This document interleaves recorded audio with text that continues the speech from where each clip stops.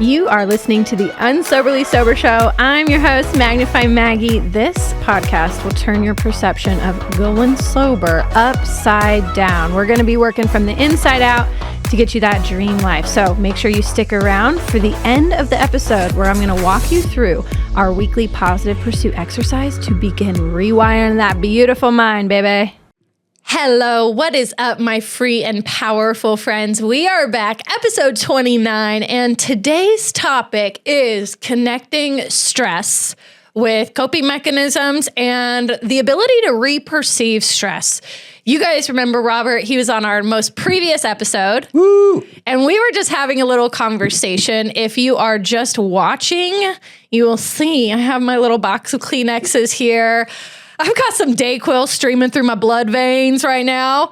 And Rob and I were just discussing entrepreneurship, and, you know, he was filling me with some high vibes. He was just commending me for showing up here to record, even though I don't have a boss breathing down my neck. You just said it in a really nice way. That just made my day. I think that's it. You said it. Like, you're pushing, no one's pushing you but you know? And I feel like anybody out there listening, it's the same thing. It's like, you are what you do behind closed doors, you know? Yeah. And like, I've really had to get in tune with sometimes you do things even though you don't feel like it. Like, the thought crossed my mind, I'm not going to lie, to be like, hey, Rob, I'm really stressed about whether or not I'll be able to articulate my message on the podcast today because I'm not feeling my best. And I thought about that, and then I thought, you know what? Sitting on the couch with my box of Kleenexes and Netflix, knowing that I put off recording this episode is only going to make me feel worse, right? Mentally. And then maybe that'll make me feel physically worse. So here we are. I've got my hand sanitizer in my bag, even though Rob is a little bit of a germaphobe. Maggie, if you make me sick, I'm going to cry. But, you know, I just want to be one of those people that leads through embodiment, leads through my own practices. I want you guys to remember this week, this month, whenever you're listening to this, that you don't have to let how you feel dictate what you do. In fact, if you feel bad and you do something good, you're going to feel better. And that's really what our episode is all about today with stress. Stress management, healthy coping with stress. And I think fundamentally, it comes down to our perception of stress. So I've said this before, I'll say it again. Successful people don't live a life that is without stress. Successful people just understand how to perceive it and how to solve the stressful circumstances, right? So what I really know to be true is, first off, when I was drinking like a 300-pound man, every chance that I got, every molehill felt like a mountain. Every single little hurdle, every little challenge, every little sign or piece of evidence that maybe something might not work out the way I wanted it to felt so catastrophic and overwhelming. And there's a lot of physiology behind this, the way that your hormones are imbalanced with alcohol use, the amount of time that you give to alcohol use or recovering from your alcohol use, that leaves very little time to solve the stressful issues in your life. In fact, one of the biggest epiphanies that I had in my first 30, 60 days alcohol-free was, wow, my life is not as stressful as I thought it was. So this goes out to anybody that's still currently drinking, kind of fearing, what will I do when I'm stressed out if I don't have my coping mechanism of alcohol? I guarantee you, you will not need it the same way. In fact, you'll look at those things that you used to drink about because you were stressed, and you'll say, wasn't it weird that I drank when I perceived this stress? Because now I know how to handle it. And in the past, I would just drink, which would make me more stressed. So there is some physiology behind it, and the way that your prefrontal cortex is unable to formulate solutions. It's unable to see a clear path forward. The way that your, I believe it's your prefrontal cortex is connected to your hypothalamus, how they communicate in order to solve issues. There's ways that alcohol impedes this, but beyond that, there is also just this really important aspect of each of our minds, which is called our imagination. And when it comes to stress, I would say that 95% of our stress is imagined. You see, when we start to anticipate something being difficult, what is it that's telling us that it's going to be difficult? It's our imagination. It's what we believe to be true. Robert, I'll let you think on this for a second because I'm going to put you on the hot spot here, but I want you to tell me any situation right now that you're maybe stressed about. Something finances. Okay, perfect. That's so relatable, right? Yeah. So finances. So tell me if this could be true.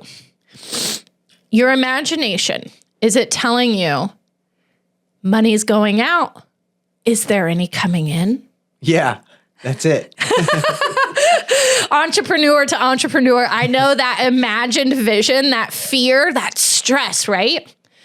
What if you started to imagine money's going out and I know that money's going to come in? How does that feel?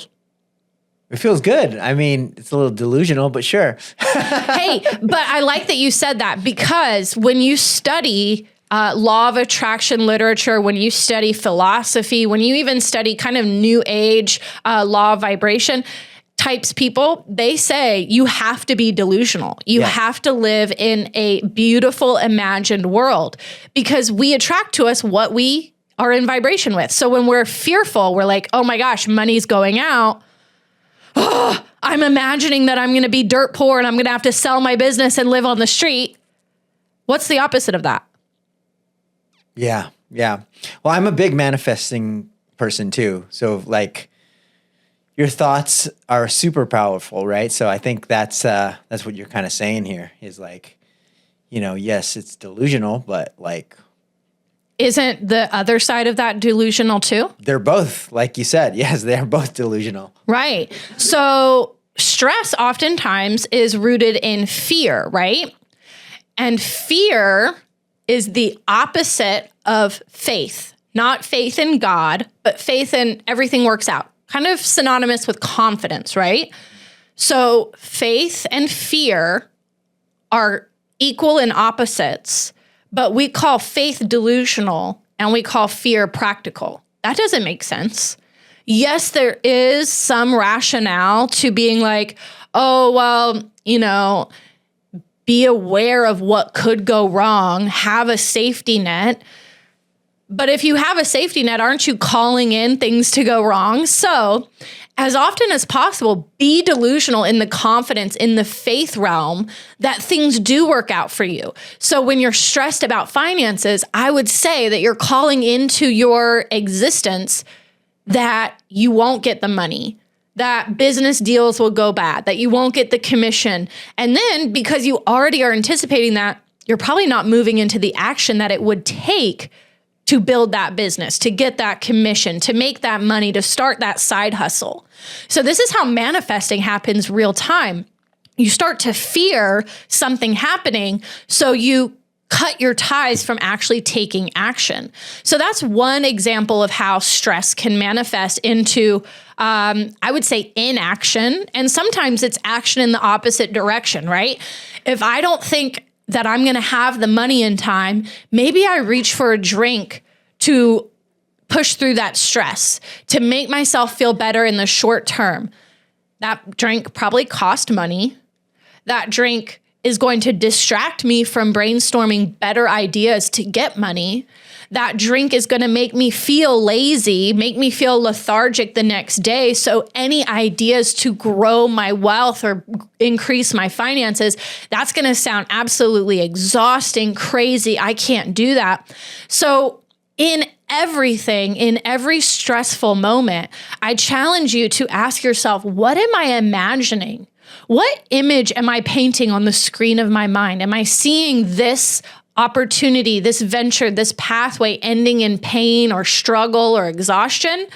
Because as much energy as I'm giving to that vision, I can say, nope, that's not going to suit me. That's not going to dictate proper behavior, forward momentum. That's actually going to kind of cut off my chances of doing anything positive. So can I live delulu? I think the cool kids say delulu on TikTok now. Can I live delulu and imagine the best? Because the opposite of that fear is confidence.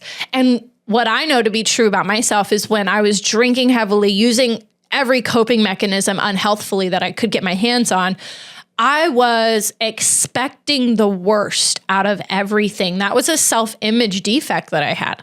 I thought every situation that my life handed me would be the shit end of the deal. And that in and of itself is a bad delusion. So what's the good delusion I can live in? I'm the luckiest girl on earth. Everything works out for me. When I set my sights on something, I get success. So in that, when you anticipate stress, say, wait, why am I imagining in the wrong direction? I can imagine in the right direction. What would that right direction look like? Andrew Carnegie said, any idea, whether feared or revered, if emphasized, will begin to clothe itself in the most convenient and appropriate physical form available. He was literally narrating manifestation. Any idea, whether feared or revered, fear or faith, whether you fear it or you're confident that it's going to happen. That is the function of our mind, to follow that theme and return to us in like. So if I'm stressed about something and I am letting the negative imagined vision consume me, then I'm going to attract that type of life. If I can start living in this beautiful, fantastical, daydream-like reality, then my life will start to mimic that. My behavior will start to kind of model itself off of what I need to do in order to attain that. This is the beautiful function of your mind, but it takes some belief. You have to understand that your imagination is this powerful workshop. Napoleon Hill, he said, your imagination is your workshop. And if you are observant, you will notice your outer reality shaping itself upon the model that which you constructed. So your imagination is where stress comes from. Because you believe things don't work out for you, you see everything ending in failure. And then because everything ends in failure, no matter what I do, I'm just going to self-medicate. Food, alcohol, shopping, sex, whatever that coping mechanism is, it starts to sound really good, because if you can never succeed, wouldn't you look for a tool to make you feel better in your unsuccessful life? Yes, but no shame on that. Understand that as you are creating those negative circumstances, you can give that same amount of energy to positive circumstances and reap that reward. Now, here's what I love to think about. When I do perceive stress, first of all, I stop making it bad. I understand as a personal trainer and nutritionist that our muscles have to undergo stress in order to be broken down and build back stronger. I know that I did not grow my glutes without stress. I had to put my gluteus maximus, minimus, and medius all under stress in order for them to grow. I had to give them attention. I had to put them under mechanical tension. So, with that being said, if muscles require stress to grow, doesn't that mean that we as humans require stress to grow? So if we are facing challenges, can we perceive them not as ends to a mean, let me drink to escape, this is going to be the end all of my life, this is going to ruin me, but rather this is going to grow me. I'm going to learn something from this. I'm going to walk away a stronger person, even with small things like, oh, I'm stressed how I'm going to fit the gym in. Well, maybe that stress is going to challenge you to say, how can I fit the gym in today? How can I? Instead of just being so stressed that you say, I can't do it, throwing your hands in the air and then just saying, I'm not going to do it, I'm not even going to try. Maybe that challenge is there for you to learn how to fit it in. And maybe it's there for you to brainstorm different ideas. I want you to think about when you first started a job, maybe it's the job you're currently in. I think back to my very first days at Hooters. I was in stress overload. First off, I didn't anticipate the feeling of practically being naked. I didn't understand how that uniform felt until I put it on and being like, holy smokes, my entire body is out for everybody to see. That was stressful. Then having to walk up, and Hooters has this very like A to B to C to D type system when you're at a table as a server. I'm sure a lot of people in the service industry understand this. A lot of different restaurants have these systems where you have to promote a certain drink, a certain appetizer, a certain meal, and then you have to have like this perfect spiel to sell all these things. Hooters was really, really systemized like that. So I was under a lot of stress. For about 3 months, my first 90 days, I was like, I don't know. But I kept showing up and I kept learning. In day 1, week 1, month 1, I was a newbie. I was very stressed, but I was learning. Come my first year anniversary, I was like, dang, I forgot how hard it was in the beginning because I had grown to be so good at it and confident at it.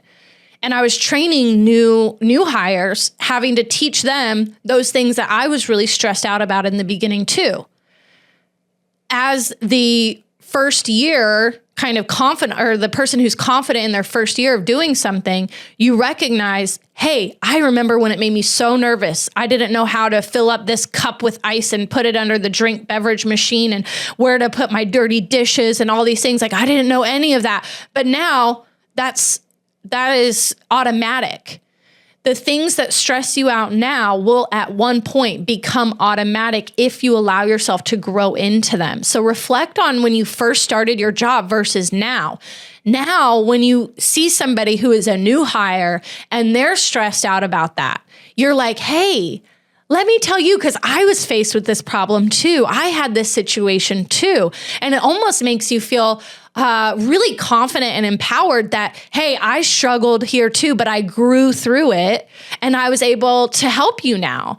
Now that you're struggling with it, I can see how much I've grown and how much I can really lend a hand to you. So understand that the stress is only temporary. As you are going through those, think about the deconstruction and the reconstruction of muscles. You know, the stress is only temporary as you are broken down, learning things, and then you're building yourself back up, understanding, oh, this is why I went through that struggle. This is why I understand this now. So stress on humans makes us stronger, makes us more aware. If you look at like the most successful people in this world, which I spend a lot of time studying, they all come from adversity. They all come from experiences in childhood, adolescence, young adulthood, even now. They all come, their story is not one of rainbows and sunshine. They're able to be the strong person that they are because they figured out a way to re-perceive their stress and their challenges and say, you know what, this person told me that I couldn't ever win, so that lit my fire. Or this teacher told me that I was going to amount to nothing. And I was listening to Steve Harvey today. He said, this teacher told me that I would never be on TV. And now he sends this teacher a large screen TV every Christmas because he's on like all the channels. So, you know, if you study the most successful people, they're all saying the same thing. I went through adversity and I got stronger from it. Instead of, I went through adversity and I let it overwhelm me. I let it create my identity. I let it take over me as a victim. I heard this other quote the other day that I thought was really good. Stress and challenges can create victims where victims say, this pain will never go away. Whereas stress and challenges create heroes in people that say, I never want this pain to affect me or anyone else the same way. So heroes will take this pain, this adversity, this trauma, this stress, and they will say, what can I craft from this? Who will I become from overcoming this? Rather than, woe is me, life is against me, I'm never going to win. When you believe that, you will never win. If you look at our movie heroes, even our comic book heroes, Spider-Man, Superman, they all had adverse experiences in the past. There is not one person in this world that I would trust that's successful that never had stress in their life, because the stress is what makes them strong. I would venture to say that there's not too many people in this world that are on that level that did not undergo stress. So remember, your stress is what makes you, you, as long as you can shape it into that superpower. What is this going to teach me? Even on a minute level, like getting to the gym, maybe it's going to teach you to be a more flexible person.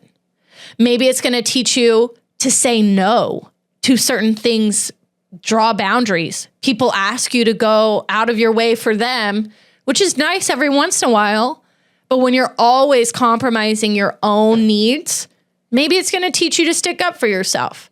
Maybe stress is going to help you realize, hey, I need to stop running to coping mechanisms so that I can clear my head. Maybe that stress is there as a signal to take some time away from your social circle, your work. Maybe it's a sign to take a break from all of the binge eating or binge drinking so that you have some clarity. Maybe the stress is there like a broken bone to make you stronger. You know, when bones are broken, especially like small hairline fractures, the bone grows back stronger. Those stress fractures actually make your bones stronger. So when you look at that, I think it's just like the personification of that Mother Nature type of theory of like the stress will make you stronger. We see it in our bodies in all these different ways. You can see it in your mind. If you are stressed about something once and you overcome it, that thing will no longer be stressful. If you're stressed about something once and you lean on a coping mechanism to get through it, that thing will continue to stress you out every day for a longer period of time. I know that for me, apart from getting in tune with what I'm imagining about the stress, am I fearing something that is literally made up from my own mind? Or am I anticipating success that is also literally made up from my own mind, crafted from my imagination? Those two directions, remember? Outside of imagination, I know that routines are incredibly important for me to alleviate stress, shift my perspective of stress.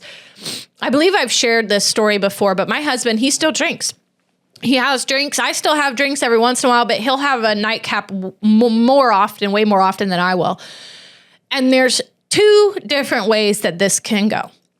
If I have followed through on my personal promises for that day, if I have made it to the gym, I've got my steps for the most part, I took time for my own mental clarity that day, I got everything accomplished that I needed to with work, I followed my time blocking. If I am proud of myself because of the routine that I had that day, when my husband has his drink at the end of the night, I have this like, ugh, that doesn't seem good kind of reaction. Like, ugh, better you than me, but I don't want that. I don't crave that. I am so happy sitting on the couch, drinking my hot tea and journaling or reading my book or watching Seinfeld, whatever we're doing at the end of the night. I'm like, go you, but for me, that's not the path. I have no longing or yearning for that drink or romancing the coping mechanism. But the other direction that can go is if I have given up on all of my personal promises that day. If, say, today I texted Rob and was like, you know what? I'm feeling a little under the weather. I'm not going to make it in. We're going to have to kick the can down the road. I'll record another time. Maybe I didn't get outside for a walk. Maybe I didn't do a goddamn thing for myself all day. Then at night, when my husband pours himself an old fashioned, I'm going to say, man, that seems good. Why? Because I'm already struggling with shame or guilt that I did not do anything for myself this day. So it's stressful. I've created a stressful environment in my inner world, in my mind. And so as I have that stressful environment in my internal world, I'm going to create like on the outside. I'm going to say, oh, I need that thing that's going to make me feel better in the short term. But those circumstances are exactly the same. Both are us sitting on the couch at the end of the night, my husband having a drink, two different reactions on my part, only based off of what I did that day. So stress a lot of times is imagined or it's self-perpetuated. If you didn't do anything for yourself, you didn't follow your routines, then you're not going to feel that sense of pride and accomplishment. So you will look for things outside of yourself to make you feel better. Understand as well that, hey, you can just feel better by saying tomorrow's a new day. Today, maybe I did need a rest. Maybe I did need to just call everything off. You can give yourself that sense of mental reprieve and say, that's not actually going to make me feel better. What is going to make me feel better? Maybe it's setting out my priority list for tomorrow. Maybe it's, again, drinking this hot tea. That's going to make me feel better in the long run. Maybe it's going to bed right now instead of staying up for another hour watching Netflix without any reason. Maybe it's phoning a friend.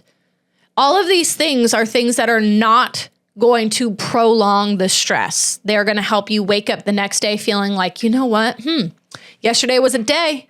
Today is a new one, and I can make today my biatch.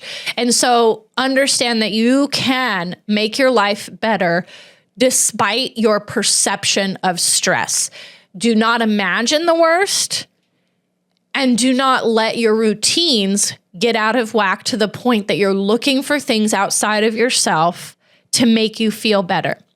Only you can make yourself feel better. I feel like Uncle Sam when he's like pointing, I want you to make yourself feel better instead of I want the drink. I want the food. I want to Amazon shop until I'm bankrupt. You know, you got to understand that those activities are not going to do that. I remember my dad really instilling this in me, being kind of a military man, but also I think he probably did this for himself, and that's where he understood. Outside of being trained through the military, he would see when I was anxious or when I was even very depressed after my brother passed away, he would see these emotions, feel these emotions in me. And before I started using alcohol, I was very much using food. He would see me just like empty the whole kitchen out, just eating my feelings. And he would say, you know what? Try some push-ups. That'll make you feel good. And I'd say, but I don't want to. I'm not even good at push-ups. He'd say, well, you're not good at them now, but if you try, you're going to feel proud of yourself, especially when you get your first one, your second one, your third one. And then, you know, after my brother passed away, the only chore that he ever gave me was to walk our dog every night, to take our dog Buster around. I think it was a mile loop around our neighborhood. And he had this way to teach me that there wasn't going to be any sense of satisfaction that came from the eating episode. This was even before I started drinking. Eventually, he did notice the drinking. It was obvious. It was way too obvious to hide. And he would encourage me to go to the gym.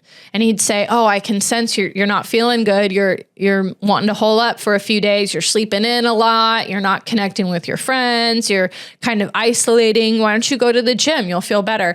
And this connected my mind of like, when I'm stressed, I can do something easy and even fun in the moment, alcohol, food, whatever it might be.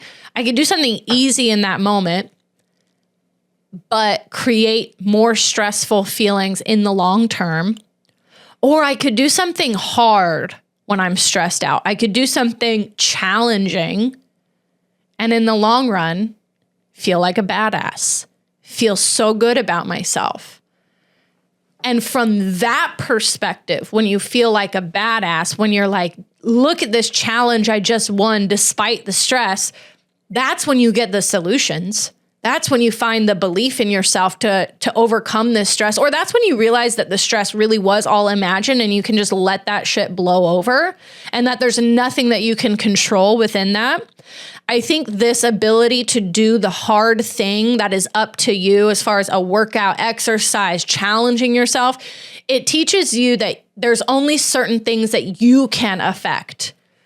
And most of the time, my stress was, what do other people think about me? What are they going to do about this or that? Or, these things that I can't control.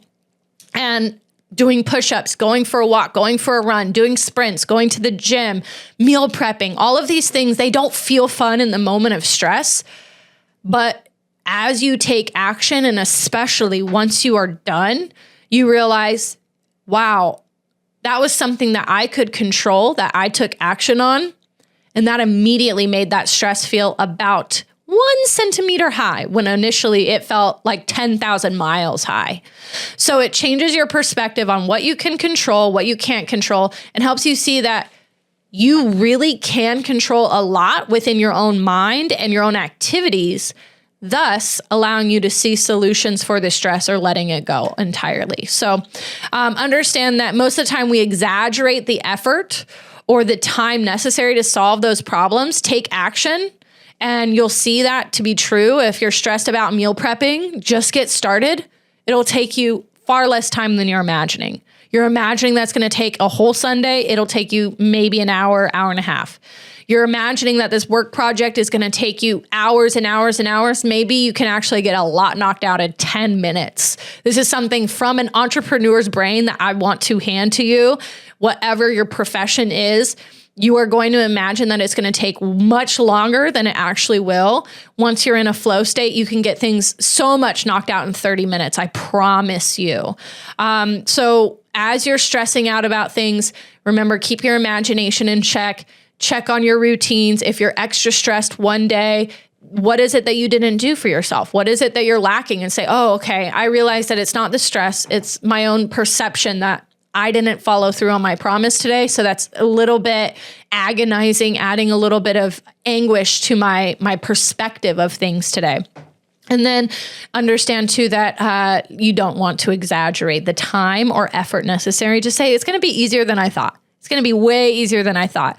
So I want to leave you with the exercise for this week. It's something that I've been doing in the past 7 days that has brought about some pretty significant fun results. It's this mantra that I've been practicing. My life will be better in 60 seconds or less.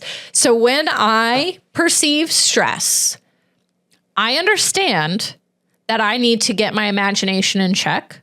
I understand that I need to not exaggerate the time or effort that it's going to take, and that I need to understand what I control versus what is outside of my control. So when I say my life will be better in 60 seconds or less, I imagine myself, I put myself a minute ahead of time. I future cast 60 seconds from now.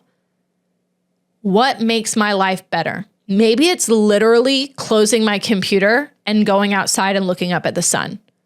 When I do that, take a few deep breaths. From that perspective, a little bit more grounded, my life is going to be better. And from that state, that version of me might have some better solutions than what I'm getting right now, staring at the blinking cursor effect. If you ever resonate with that kind of stumbling issue at work. My life will be better in 60 seconds. If I'm sitting on the couch and I am berating myself for not making it to the gym and I tell myself my life will be better in 60 seconds or less, maybe that's I'm putting on my tennis shoes. Oh, I can see it in my mind. Now my body starts to move into motion. I'm putting on my tennis shoes. I'm not paying attention to how I feel in this moment, but how I want to feel in 60 seconds, and then 60 seconds after that, and 60 seconds after that, and 60 seconds after that. And all of a sudden you notice you're at the gym. You're getting your workout done. You're doing the damn thing. You can affect your life. You are not a victim of circumstance. You are not a victim of stress. You are your own superhero and you can overcome anything, especially with that mantra, my life will be better in 60 seconds or less. Use that every moment you anticipate stress, you perceive stress over the next 7 days. Leave a comment, email me, DM me on Instagram. Let me know how that exercise, how that mantra works out for you, because I guarantee it's going to help you negate the unhealthy coping mechanisms, because alcohol doesn't fit that, right? My life will be better in 60 seconds or less. Alcohol does not fit that equation. Alcohol will make you more stressed. Alcohol will make you feel more ashamed. So will food for comfort, binge eating. Those things don't fit the equation. So what does? What will make your life better, 60 seconds or less? Small actions that lead to that upward spiral, that upward progression of feeling good, feeling like a badass, and being in control of the only thing you can be in control of. That's you, yourself, your feelings, your thoughts, and your behaviors. So let me know how that goes. Don't forget to share this with a friend. If you have a friend that you see in the world, out in the wild, that is feeling a little stressed, maybe complaining about a lot of mental overwhelm, send them this episode. Anybody that you know in your family system, your friend system, maybe struggling with alcohol, using alcohol to cope with stress, send them this episode. Let me know how this goes for you. Remember, I love the feedback. I love hearing how you guys are implementing this free education, free learning lessons in your life. You guys mean the world to me. I'm so grateful for you. Go on with your bad self. Keep thinking different in order to drink different or never again. Remember, that's living different, moving different, eating different, all of the above. It all goes down in the mind. Talk soon.